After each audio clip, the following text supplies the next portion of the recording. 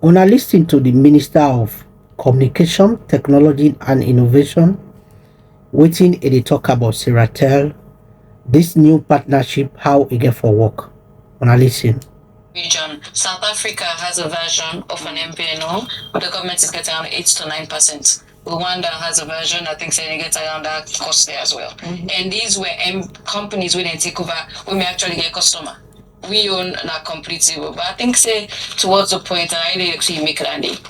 So one thing we recognize it, then there's a risk on both sides, by the way. Because think about it for a company Africel's side. They're basically pumping money in to a competitor. Seratel is a competitor. They're reviving a competitor.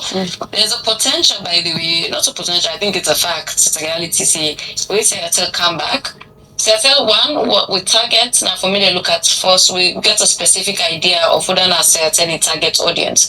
Because that's also one of the things we will bring them back. We say, look, we believe there's a gap in the population. We will not think any of the operators in the service fully or they're designed for service. For example, first-time subscribers. Everybody know the first time they get SIM card. The young people, the students, we don't think say no the service. The new content creative generation, we don't think say people in the effectively service. So that really is the really target audience what they think about for Seratel. And when every company gets your own, would I believe saying I'm your audiences and which is that's how everybody operates. But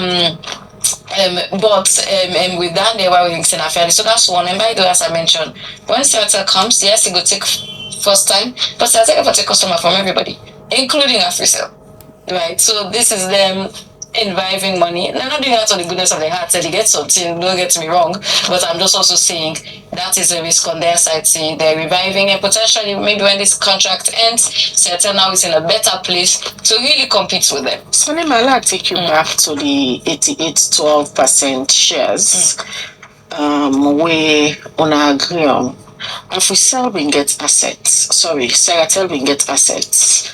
And Africell, they bring the infrastructure plus $2 million. What in they happen with the assets where Seratel been already get in place? Now all the parts of the negotiations or so everything that Africell they bring on board. So this agreement, Seratel assets are part of the negotiations. No Seratel assets will be used for this agreement. The only assets will be used, for example, the main buildings, the building for that will be the Seratel headquarters, I believe, at the main motor road.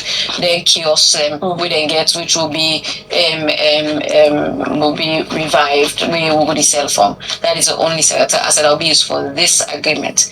Currently, we're doing an asset audit for kind of really understanding, especially we count of towers within the current state of the tower infrastructure, the fiber infrastructure, the exchange point within by Victoria Street, and the real estate, the full real estate in the provinces, by the way, as well. So it has a vast real estate all across the country. So we currently teams and if I go around for kind of do asset audit, because you can't make an agreement when it comes to the assets where you don't know the full scale, the status with the assets and in the before that any conversation around the assets will always be a separate agreement. For this agreement, there's no Seratel assets being used except for the center then outside the cell phone. Well, when you talk about assessment, I believe say when I go down sit on the table while they discuss the revenue share, when I go down do some projection and see who side on one for the next 5 years of this particular partnership. Because the space now very competitive. Each player they bring in new ideas for the on top of the market. In terms of una performance projection for the next 5 years, we Una and Africell they can work together for revive Seratel back. What una they foresee? So absolutely, and actually that's part of the reason why we did this, and also we cancel performance and midterm review. So one of the things that this contract gets is one, it has KPIs, performance KPIs, and they get midterm review.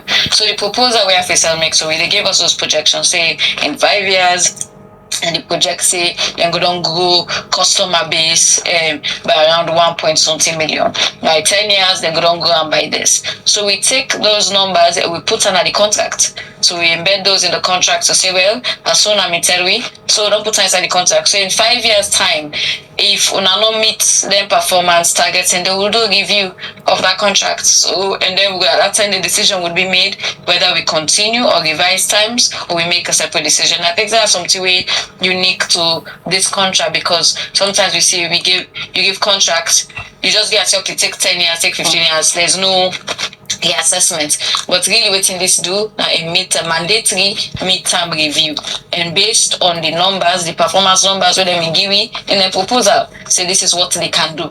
So we go assess them by the same numbers that they where they give for see media if they don't meet targets any.